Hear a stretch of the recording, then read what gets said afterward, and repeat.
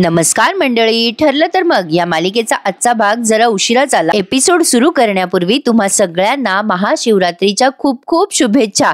तर प्रेक्षकांनो, ठरलं तर मग या मालिकेचा आजच्या भागात तुम्ही बघणार आहात की अर्जुनने जोशी वकिलाचं काम तमाम केलं. अथर्व विचारे नावाचा माणूस आता प्रकट होणार आहे. प्रेक्षकांनो, आता बघा, सुरुवातीपासून सांगते की सायली या स्वयंपाकघरात असताना खूप डिस्टर्ब असते, कारण तिला असं वाटतंय की तिची फॅमिली एकत्र जेवायला हवी, हसत खेळत असायला हवी. तेवढ्याच समोरून विमल येते आणि सायलीला म्हणते, घरातली लक्ष्मी जिथे अन्न शिजवते ना, तिथे नेहमी सुख आणि समाधान नांदतं. सायलीताई, तुम्हाला ओट्याजवळ बघितलं गॅसच्या आणि खूप छान वाटतंय बघा.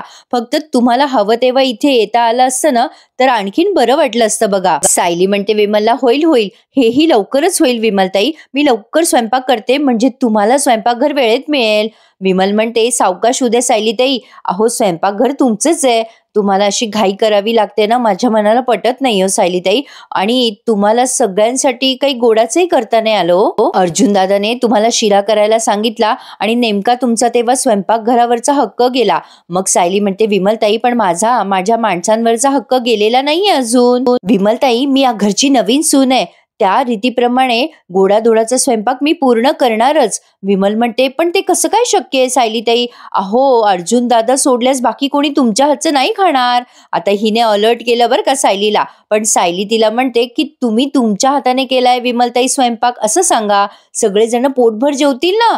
विमल म्हणते, बरं चालेल, काही करून आपण हे सगळं जुळवून आणू, चालेल का? मग सायली म्हणते, हो चालेल. सायली बाई अशा पद्धतीने लागल्यात स्वयंपाकाला. पण इकडे आता मधुभाऊ निघालेत पोलीस स्टेशन मध्ये सही करायला. आता ही कुसुम म्हणत असते, मधुभाऊ आवरलं का तुमचं? पाण्याची बाटली घेऊ का? मधुभाऊ म्हणतात, अगं कशाला पाण्याची बाटली, 15 मिनिटात आपण जाऊन येऊ, पोलीस स्टेशनला सही तर करायची आहे. तेवढ्यात मधुभाऊंना फोन आलाय आणि तो फोन असतो जोशी वकिलाचा.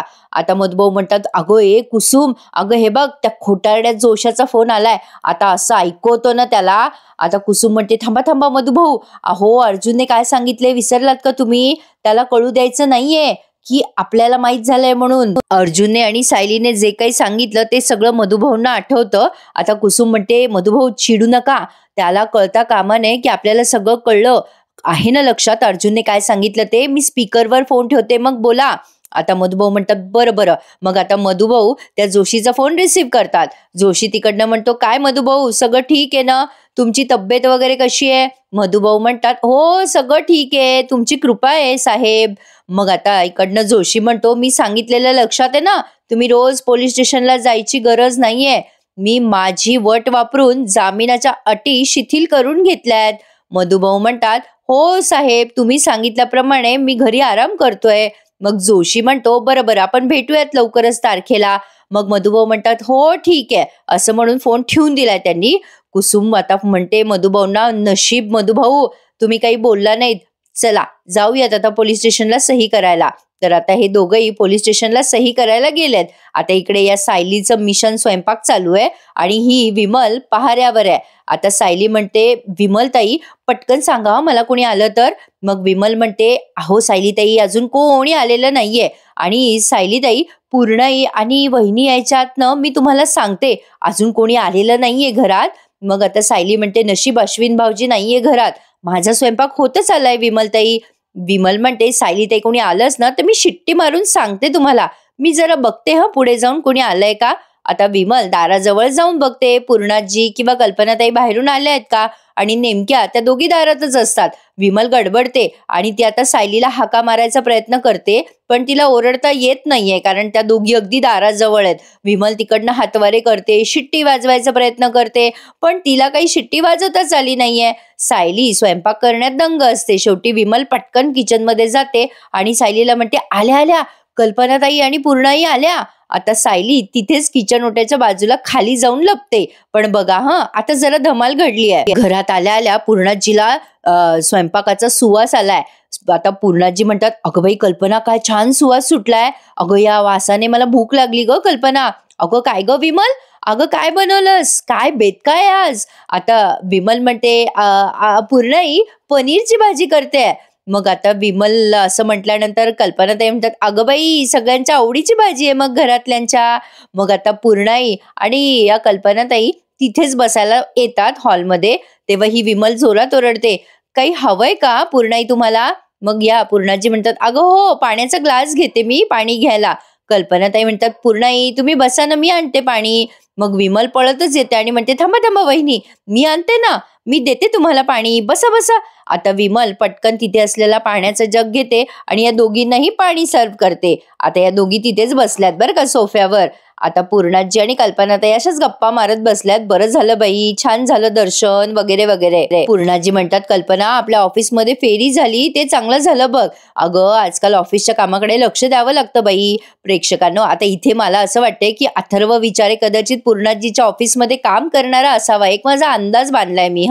आता विमल पटकन पाणी आणते, या दोघींना पाणी देते आणि मग म्हणते कशी, मला काय वाटतं पूर्णाई वहिनी, म्हणजे माझं जेवण थोडंसं राहिलंय करायचं, तोपर्यंत तुम्ही आराम करता का खोलीमध्ये, म्हणजे तुम्हाला आणखीन छान भूकही लागेल. मग आता या दोघी एकमेकींकडे बघतात आणि विमलला म्हणतात, बरं बाई चालेल. हा सगळा घाट सायलीसाठी चालू आहे. कल्पनाताई पूर्णाजीचा हात धरतात आणि त्यांना खोलीत नेतात आरामासाठी. आता सायलीचं सगळं झालंय बरं का, फक्त कोशिंबीर तेवढी बाकी आहे. आता या दोघी जणी आतमध्ये गेल्यानंतर विमल म्हणते, सायलीताई या या या, आता बाहेर या. सायली गॅसच्या ओट्याच्या खाली लपली आहे. आता या दोघी गेल्यानंतर सायली वर येते आणि म्हणते, बाप रे विमलताई, बरं झालं तुम्ही सगळं सांभाळून घेतलं, नाहीतर आज मी पकडल्या गेले असते. मग आता ही विमल म्हणते, अहो सायलीताई, मी तिकडनं शिट्टी मारणार होते, पण मेली शिट्टीच वाजली नाही बघा वेळेवर. आता तेवढ्यात तिकडनं अर्जुन येतो मोठ्याने ओरडत, अरे वा बायको, अरे कसला मस्त वास येतोय आज किचन मध्ये. सायली तेवढ्यात सांगतच असते की विमलताई, माझी फक्त कोशिंबिरीची फोडणी राहिली आहे. आता अर्जुन म्हणतो, अरे वा, तुम्ही दोघीच्या दोघी किचन मध्ये. सायली म्हणते, अहो हळू बोला ना, अहो आम्ही दोघी वेळ नसताना एकत्र आहोत किचन मध्ये, असं वाटेल ना सगळ्यांना. मग आता विमल म्हणते, हळू बोला दादा, हळू बोला. आणि मग म्हणते, सायली ताईंनी रात्रीचं जेवण केलंय बघा, आता मी सगळ्यांचं जेवण करणार आहे ना दादा म्हणून. अर्जुन म्हणतो, अच्छा असं आहे होय, पण मेनू काय आहे आजचा? आता या दोघी वेगवेगळ्या भाज्यांचे नावं घेतात. विमल म्हणते दुधीची भाजी आणि ही म्हणते पनीरची भाजी. मग आता अर्जुन म्हणतो, एक्झॅक्टली कोणती भाजी करणार आहात दोघी जणी? मग आता विमल म्हणते, सायली ताईंनी तुमच्यासाठी दुधीची भाजी केली आहे आणि मी पनीरची भाजी केली आहे सगळ्यांसाठी. मग अर्जुन म्हणतो, अच्छा तू केली आहेस होय विमल, वा वा वा मस्तच. तेवढ्यात अर्जुनला मेसेज आलाय चैतन्याचा आणि चैतन्याचा मेसेज बघून अर्जुन म्हणतो, बरं बरं तुमच्या दोघींचं चालू द्या, मी आलोच. बाय बायको, आलोच, असं म्हणून अर्जुन आता बाहेर गेलाय. आता जोशीची काही खैर नाही आज. विमल आणि सायली आता राहिलेला सगळा अर्धवट स्वयंपाक पूर्ण करतात आणि अर्जुन आता चैतन्याला भेटलाय. घराबाहेर चैतन्य आलेला असतो कसली तरी फाईल घेऊन. अर्जुन त्याला म्हणतो, चैतन्य आणलीयस का रे फाईल? चैतन्य म्हणतो, हे घे, यामध्ये जोशीच्या विरुद्ध सगळे पुरावे आहेत, अगदी व्यवस्थित आणि डिटेल. अर्जुन म्हणतो, थँक्यू सो मच चैतन्य, आता या जोशीला कोणीच वाचवू शकत नाही माझ्यापासनं. जोशी वकिलाला सगळ्याची शिक्षा मिळेलच. आता बघा प्रेक्षकांनो, प्रियाने आता इथून पुढे जे काही केलंय ना, वो तो मेरी समज के बाहेर आहे. कारण तिने आता प्रतिमाला वेडं ठरवायचं असं ठरवलंय. म्हणजे बघा करते काय, प्रतिमा त्या किचन मध्ये असतात, त्यांनी उपमा बनवलेला असतो सगळ्यांसाठी. आता तिकडे ही तन्वी म्हणजे प्रिया येते आणि म्हणते, अगं आई, काल मी खूपच चुकीचं वागले ग, सॉरी, मी असं वागायला नको होतं. आजकाल मी जरा विचित्रच वागते ना आई, मी सुमन काकीला आणि तुला असं बोलायला नको होतं. मग प्रतिमा त्या मोठ्या मनाने म्हणतात, ठीक आहे, हरकत नाहीये बाळा, आता असं वागू नकोस पुन्हा. मग आता प्रिया म्हणते, हो अगं आई, आज तू नाश्ता बनवलायस का? मग आता ही प्रतिमा त्या म्हणते, अगं हो, सुमनला बरं नव्हतं आज, तिला म्हटलं तू आराम कर म्हणून मीच बनवला नाश्ता. अगं उपमा केलाय बघ तन्वी, तुला आवडतो ना? आता त्या उघडून दाखवतात बरं का त्या डब्याचं झाकण, उपमा असतो त्यामध्ये. आता प्रिया म्हणते, हो मला आवडतो ना उपमा, पण आई तू ना बाबांना आणि काकांना हाक मारतेस का? नाही तर एक काम कर, तू सुमन काकींना बोलव, मी बाबांना आणि काकाला हाक मारते आणि सुमन काकीने गोळ्या घेतलाय की नाही ते बघ. तू तिला बोलव, मी बाबांना बोलवते, आपण सोबत नाश्ता करूया. आता प्रतिमा त्या ठीक आहे म्हणून सुमनला बोलवायला जातात. तोपर्यंत हिने आगाऊपणा केलाय. त्या म्हणजे बाउलमध्ये जे काही उपमा असतो ना, तो उपमा तिने एका कॅरी बॅग मध्ये भरलाय आणि टिश्यू पेपरने ते सगळं पातेलं पण साफ केलंय. पण प्रेक्षकांनो, टिश्यू पेपरने जरी साफ केलं ना, तरी त्याला ऑइलीपणा राहतोच ना. प्रियाने ते सगळं भरलंय आणि बाहेर डस्टबिन मध्ये नेऊन टाकलंय. आता त्याआधी त्यांनी अर्जुन आणि जोशीचा सीन दाखवलाय. अर्जुन डायरेक्ट जोशीच्या ऑफिसमध्ये धडकतो आणि जोशीची कॉलर धरतो. जोशी त्याच्यावरच ओरडायला लागतो, ए काय सुभेदार, माझी कॉलर अशी धरू शकत नाही तुम्ही, सोबत चैतन्य सुद्धा आहे. अर्जुन ओरडतो त्याच्यावर आणि म्हणतो, ए उठ रे, मधुभाऊंना फसवतोयस, सगळ्या वकिलांना लाज वाटेल असं का वागतोयस. आता मात्र जोशी पलटतो आणि म्हणतो, ओ काही पण खोटं बोलता का, मी कशाला मधुभाऊंना फसवू, तुम्ही अशी दादागिरी करू शकत नाही सुभेदार, तुम्हाला उगाचच नाही मधुभाऊ गुंड म्हणत. आता तेवढ्यात मधुभाऊ आलेत समोर जोशीच्या. तेव्हा जोशी म्हणतो, बघा बघा मधुभाऊ, तुमचा जावई कसं गुंडगिरी करतोय, अहो सांगा याला सोडायला. आता अर्जुन मधुभाऊंकडे बघतो तेव्हा मधुभाऊ नुसतं खुणवतात की हा ना याला, असं म्हणून हात वर करतात. मग आता अर्जुन त्याची पुन्हा कॉलर धरतो आणि त्याला साटकन एक तोंडात मारतो. अर्जुन म्हणतो, तुझा बॉस जरी आला ना जोशा, तरी तो मला थांबवू शकणार नाहीये. मग आता जोशी म्हणतो, बॉस कोण. मग अर्जुन म्हणतो, मैपात शिखरे, तू ज्याच्यासाठी काम करतोस ना तो बॉस. आता जोशी पांढरा पिवळा पडलाय तरी पलटतो जोशी आणि म्हणतो, छे छे काहीतरीच काय, मी तर त्यांच्या विरोधात काम करतोय. आता मात्र अर्जुन पुन्हा एक तोंडात मारतो त्याच्या आणि म्हणतो, अरे तुला पुरावा दाखवावा एवढी लायकी नाहीये रे तुझी. पण हा अर्जुन सुभेदार कधीच पुराव्याशिवाय बोलत नाही. असं म्हणून त्याने आता त्याच्या मोबाईलमधनं तो मैपतचा आणि त्याचा व्हिडिओ त्याला जोशीला दाखवलाय आणि त्यामध्ये जोशी कशा पद्धतीने एक्सपोज झालाय हे आपण कालच बघितलं. आता जोशी तो व्हिडिओ बघतो आणि थंडगार पडतो. आता मात्र त्याच्या घशाला पडली एक कोरड. मग आता जोशीने तो व्हिडिओ पाहिल्यानंतर अर्जुन त्याला म्हणतो, हेच तुझं सत्य आहे ना जोशा. जोशी म्हणतो, म्हणजे तो इस्टेट एजंट. अर्जुन म्हणतो, तो माझा माणूस होता. आता हा व्हिडिओ जर मी बार कौन्सिलला दाखवला तर तुझी सनद रद्द होऊ शकते, तुला अटक सुद्धा होऊ शकते, आणखीन तुझ्यासोबत काय काय होऊ शकतं हे मी तुला वेगळं सांगायची गरज नाहीये. आता मात्र जोशी एकदम लाईनवरच आलाय आणि म्हणतो, नको नको सुभेदार साहेब, पाया पडतो मी तुमच्या. हा व्हिडिओ बार कौन्सिलला दाखवू नका हो. अहो त्या महिपतने माझ्यावर दबाव आणला होता. हे बघा, मी तुम्हाला असं मुद्दाम स्वतःहून नाही फसवलंय हो मधुभाऊ, मी खरंच सांगतोय. अहो महिपतने माझ्यावर दबाव आणला होता. आता असं म्हणून तो अर्जुनच्या पाया पडत असतो. पुन्हा एकदा त्यांनी आता प्रियाचं सीन दाखवलाय. तर प्रिया आगाऊपणा करून आलीये. तिने तो उपमा बाहेर फेकून दिलाय डस्टबिन मध्ये, कशात तरी फेकलाय, तो दाखवला नाही, पण तिने त्या उपम्याची विल्हेवाट लावली आहे आणि आता आवाज देते, काका आई लवकर या सगळे. आता सगळे नाश्त्यासाठी टेबलवर जमा झालेत, सगळे खुश असतात. पण आता प्रिया म्हणते, बाबा आज आईने नाश्ता केलाय. मग रविराज म्हणतात, अच्छा होय. मग प्रिया म्हणते, अगं आई नाश्ता दाखव ना. मग प्रतिमा त्या म्हणतात, अगं नाश्ता काय दाखवायचा त्यात. मग हा नागराज म्हणतो, अगं वहिनी काय केलंय बघू तरी देत. मग आता प्रतिमा त्या म्हणतात, उपमा केलाय. असं म्हणून त्यांनी आता ते झाकण उघडलंय त्या बाउल मधलं आणि मग बघतात तर काय, ते बाउल खाली आणि सगळेजण आश्चर्यचकित होतात. अरे च्या, उपमा कुठे गेला. मग आता प्रिया मुद्दाम कांगावा करते. आता प्रतिमा त्या जरा गोंधळून जातात. त्या म्हणतात, अरे उपमा तर ह्याच भांड्यात ठेवला होता मी, कुठे गेला उपमा.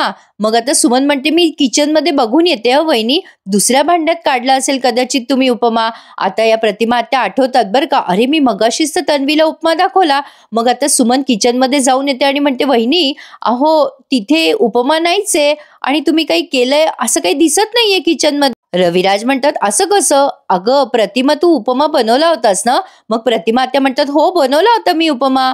मग लगेच प्रिया म्हणते, अगं आई मला तर वाटतं की तू उपमा बनवायचं ठरवलं पण तू विसरूनच गेलीस. प्रतिमा त्या गोंधळून जातात. प्रिया म्हणते, अगं ठीक आहे ग आई, हे भास वगैरे होणं ना तुझ्या त्या गोळ्याचे ना साईड इफेक्ट आहेत बघ, अगं त्याचा प्रभाव होतो असा कधी उलटा, पण ठीक आहे जाईल हळूहळू.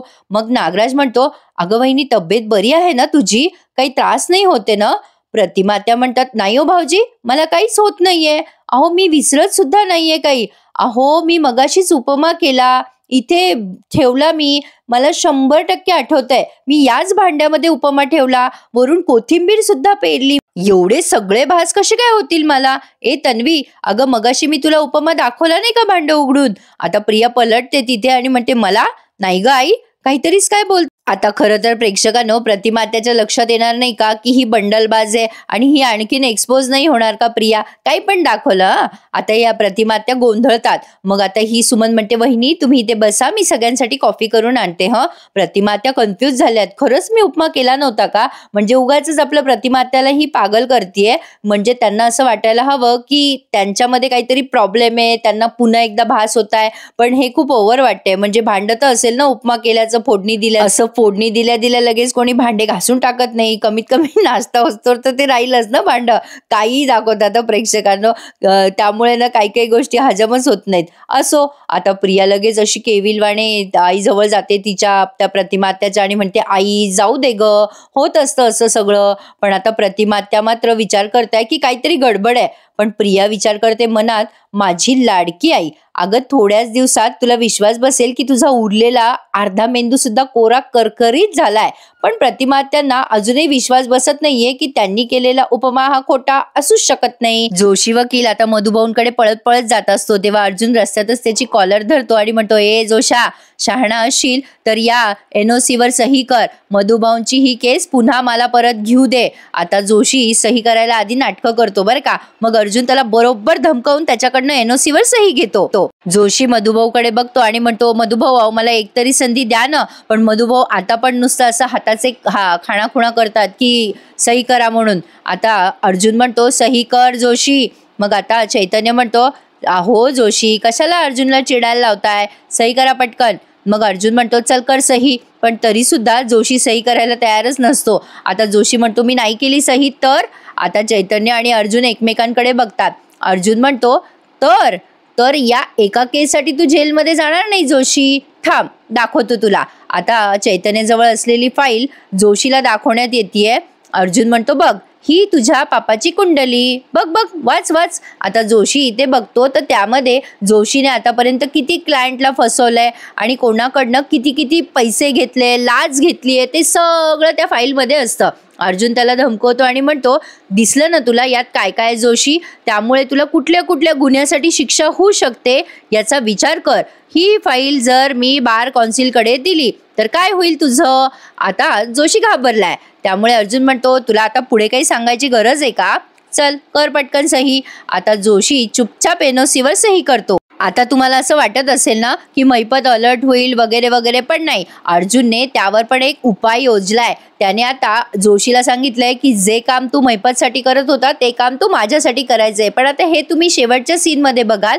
तत्पूर्वी त्यांनी आणखीन एक सीन दाखवलाय, तो म्हणजे या सायलीच्या जेवणाचा. तर आता जोशीने सही केली आहे आणि आता अर्जुन म्हणतो, व्हेरी गुड वर्क. आता जोशी, व्हेरी गुड वर्क. आणि मला आता एक गोष्ट तुला सांगायची आहे, नीट लक्ष दे. ही केस माझ्याकडे आली आहे ते तू आता मैपतला कळू द्यायचं नाहीये. तोंडाला तुझ्या कुलूप लावायचं जोशा. जोशी म्हणतो, नाही नाही नाही नाही सांगणार, मी नाही सांगणार. मग आता मधुभाऊ चिडून म्हणतात, जोशी देव वरून बघतोय बरं का, या सगळ्याचा तुम्हाला कधी ना कधी हिशोब द्यावा लागेल. अर्जुन म्हणतो, हो द्यावा लागेल ना, पण कधी ना कधी नाही, आज आत्ता हिशोब द्यायचा आहे. आता जोशी आपल्याला मैपत बद्दल माहिती देणार आहे. सांग जोशी, काय काय केलंयस तू आतापर्यंत.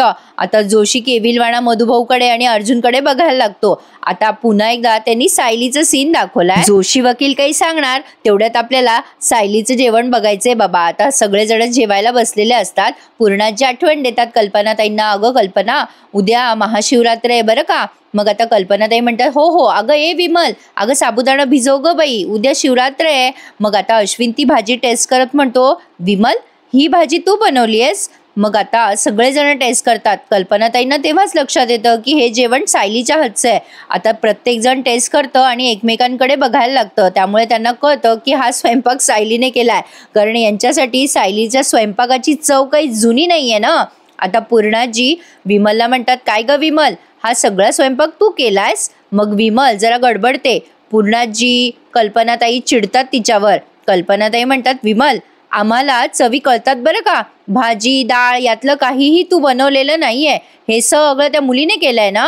विमल आता चुप्प बसते बिचारी. पण आता हे प्रतापराव म्हणतात, काय ग विमल, काय प्रकार आहे, हे जेवण सायलीने बनवलंय का. मग कल्पनाताई चिडूनच बघताय तिच्याकडे. पूर्णाजी म्हणतात, ही कुठल्या तोंडाने उत्तर देणार आहे आपल्याला, हिला मुळात कळायला हवं होतं कुठली चव कोणाची ही एका घासात कळते आपल्याला. प्रतापराव म्हणतात, विमल आम्ही तुला घरातली व्यक्ती मानतो, पण तू हे असं का वागतेय. तुझं वागणं बोलणं आम्ही अर्जुनच्या लग्नामध्ये नोटीस केलं बरं का. आता कल्पनाताई म्हणतात, तेव्हा तुला आम्ही माफ केलं, पण त्यामुळे तुझी हिंमत आता वाढतच चालली आहे विमल. आता विमल बिचारी रडायला चालली आहे. अश्विन म्हणतो, तिने तुला फोर्स केला असेल ना विमल, की तिने घराचे नियम तोडायचे आणि तूही तोडायचे आणि तू तिचं ऐकलंस ना. मग विमल म्हणते नाही नाही हो असं नाहीये. मग कल्पनाताई म्हणतात तिची बाजू घ्यायला जाऊ नकोस आता, तुला स्वयंपाकाचा कंटाळा आला असेल ना तर सांग आम्हाला तसा. तिचं काय, ती तर आमच्या स्वयंपाकघरात घुसायला तयारच आहे कायम. आता तेवढ्याच सायली येते धावत धावत आणि म्हणते नाही हो आई नाही, अहो विमलताईंना काही बोलू नका हो, अहो त्यांना कधीच कामाचा कंटाळा येत नाही. मीच त्यांना म्हणाले होते की घरातल्या नव्या सुनेच्या हातून सगळा गोडाचा स्वयंपाक व्हायला हवा म्हणून मी स्वयंपाक केला. पूर्णाजी म्हणतात या घरामध्ये कोणीही नवीन नाहीये आणि मुळात मला कोणीही नाचून नाहीच आहे, त्यामुळे मला आता इथे जेवायची इच्छाच राहिलेली नाहीये असं म्हणून त्या भरल्या ताटावून निघून जातात. आता सायलीला बिचारीला येतं रडू. सायली म्हणते नाही नाही पूर्णाजी अशा भरल्या ताटावून उठू नका हो, मी यापुढे असं नाही वागणार, मी नाही करणार स्वयंपाक कोणासाठी. असं काय करता बाबा, तुम्ही तरी जेवा. अश्विन भाऊजी अहो तुम्ही तरी जेवा हो, असं करू नका. पण सायलीचं कोण ऐकणार होतं तिथे. प्रतापराव म्हणतात या घरातली फसवणूक आता कधी संपणारच नाहीये का. कल्पनाताई म्हणतात वाटते खरी असंच, आज आम्ही सगळेजण तुझ्यामुळे उपाशी राहिलोय, पूर्णाई पण उपाशी राहिल्यात. आता पूर्णाईला गोळ्या सुद्धा घेता येणार नाही. आता जर पूर्णाईला काही झालं ना तर मी तुला माफ करणार नाही. अरे का बरं एवढी धमकी देताय, काही कळे ना मला, असा काय गुन्हा केलाय बिचारीने. आता ही सायली बिचारी केविलवाणे म्हणते अहो असं काय करता आई, बाबा थांबा ना, अश्विन भाऊजी तुम्ही तरी थांबा. पण सगळेजण न खाता पिताच निघून गेलेत, त्यामुळे सायलीला खूप वाईट वाटतंय. केलेलं सगळं अन्न सुद्धा वाया गेलं आणि सगळे उपाशी राहिले. बिचारी सायली आणि विमल दोघी जणी तिथे रडायला लागतात. प्रेक्षकांनो आजचा भाग छान दाखवलाय त्यांनी, येणारे भाग खूप इंटरेस्टिंग असणार आहे, त्यामुळे चॅनलला सबस्क्राईब करायला विसरू नका. बिचारी सायली. तर पुढे बघा पुढच्या सीन मध्ये अर्जुनने या जोशीला बोलतं केलंय. अर्जुन आता त्याची हाताची कॉलर अशी वर करतो आणि म्हणतो चल जोशी पटापट सांग तुझा आणि महिपतचा काय प्लॅन होता त्या साक्षी शिखरेला या केसमधून सोडवण्याचा. आत्तापर्यंत तू काय काय करून ठेवलंय जोशी, बोल पटकन बोल. मग जोशी पुन्हा खोटं बोलायला लागतो आणि म्हणतो मला खरंच काही माहिती नाहीये हो. मग अर्जुन त्याच्या एक कान शिलात लगवतो आणि म्हणतो बोल खरं बोल. जोशी पुन्हा हात जोडून म्हणतो मला खरंच काही माहिती नाहीये हो. मग चैतन्य म्हणतो काय रे जोशी, एवढ्या कानाखाली खाल्ल्यात तू, पोट नाही भरलं का. अरे बोल बोल पटकन, कशाला चिडायला लावतोयस अर्जुनला. अर्जुन आता त्याचा हात असा बुक्की मारायला वर करतो त्या जोशीला. तेव्हा जोशी पटापट पोपट्यासारखा बोलायला लागतो आणि म्हणतो अहो सांगतो सांगतो सगळं सांगतो, मी मधुभाऊंना मुद्दाम सांगितलं होतं की पोलीस स्टेशनमध्ये सही करायला जाऊ नका, मला हवं होतं की त्यांना पुन्हा अटक झाली पाहिजे. मधुभाऊ आता म्हणतात बापरे. मग जोशीला आता मारायला लागतो हा अर्जुन. तेव्हा मधुभाऊ म्हणतात हे बघा जावई बापू उगाच तुम्ही ह्याच्यावर तुमचा राग वाया घालवू नका. मग अर्जुन शांत होऊन म्हणतो हे बघ जोशी मला सगळं काही सांग, तू आणि शिखरेने आतापर्यंत काय काय करून ठेवलंय साक्षीला सोडवण्यासाठी. तो अथर्व विचारे तो अचानक कुठून आला या केसमध्ये, सांगतोयस का सगळं जोशी, सांग पटकन. आता जोशी काही बोले ना. चैतन्य म्हणतो अर्जुन यार तुला उगाच थांबवलं मी, तू एक दोन लगावूनच दे जोशीला. मग जोशी म्हणतो सांगतो. हे बघा सावत्र भाऊचा सगळा प्लॅन खोटा होता, साक्षीला कुठल्याच प्रकारचा असा सावत्र भाऊ नाहीये, आम्ही हे सगळं मुद्दाम केलं होतं साक्षीला सोडवण्यासाठी. आता मधुभाऊ म्हणतात बापरे, म्हणजे तुम्ही त्या साक्षीच्या आईच्या चारित्र्यावर शिंतोडे उडवले. आता चैतन्य अर्जुन सगळे असे तोंड करतात अरे अरे अरे काय लोक आहेत हे. मग मधुभाऊ म्हणतात कुठे फेडणार हो तुम्ही हे पाप. मग अर्जुन म्हणतो अरे बाबा पण तू अथर्व विचारेचा ID आधार कार्ड सगळं दाखवलं ना कोर्टामध्ये, ते सगळं कुठून आणलंस तू जोशा. आता जोशी म्हणतो हो ते सगळे पेपर मी माझ्या एका मित्राच्या झेरॉक्सच्या दुकानातून आणलेत, तिथे हा कोणीतरी अथर्व विचारे आला होता आधार कार्डची कॉपी काढायला, म्हणून मी त्याच्या फोटोवरनं त्याची सगळी माहिती घेतली आहे आणि सगळे फेक पेपर मी अथर्व विचारेच्या नावाने बनवलेत. म्हणजे अथर्व विचारे नावाचा खरा माणूस आहे, पण साक्षी शिखरेचा आणि त्याचा काही संबंध नाही आहे ना जोशी. मग जोशी म्हणतो हो. मग अर्जुन म्हणतो पण त्या माणसाचे पेपर तू इल्लीगल वापरले, जो कोणी तो एक्स अथर्व विचारे त्याचे. आता जोशी म्हणतो हो माझं चुकलं. आता प्रेक्षकांनो हा अर्जुन अथर्व विचारे नावाच्या माणसाला शोधणार आहे, पण ना इथे जरा मला कन्फ्युजन झालंय. अथर्व विचारे हे जे नाव आहे ना हे या जोशीने फेक वापरलंय, पण माणूस जो आहे फोटो म्हणजे ज्याचा फोटो ID वापरलाय तो माणूस कोणीतरी अस्तित्वात आहे, पण तो अथर्व विचारे आहे हे कसं अर्जुन सिद्ध करेल. जरा कन्फ्युजन आहे की नाही प्रेक्षकांनो, मला नक्की सांगा माझा डाऊट खरा वाटतोय की नाही. तर पुढच्या भागामध्ये अर्जुनने सायलीला सांगितलंय सगळं की अथर्व विचारे नावाच्या या माणसाचं आपल्याला सगळं शोधायची आहे माहिती. म्हणजे अथर्व विचारे नावाचा माणूस नाहीये, पण या जोशीने झेरॉक्स मशीनवरनं, म्हणजे त्याच्या मित्राचं कोणाचं दुकान आहे त्यावरनं हा फोटो घेतलाय. आता या फोटोवरनं आपल्याला इन्फॉर्मेशन काढायची आहे. म्हणजे नाव जरी खोटं असलं तरी या चेहऱ्याचा अथर्व विचारे कोणीतरी आहे. हा माणूस केव्हा तरी त्याचा फोटो कॉपी काढायला त्या दुकानात गेला होता. पण आता आपल्याला या माणसाला शोधावं लागेल आणि मी त्यासाठी एकही चान्स सोडणार नाहीये. तर आता अथर्व विचारेच यांच्या घरी येणारे प्रेक्षकांनो,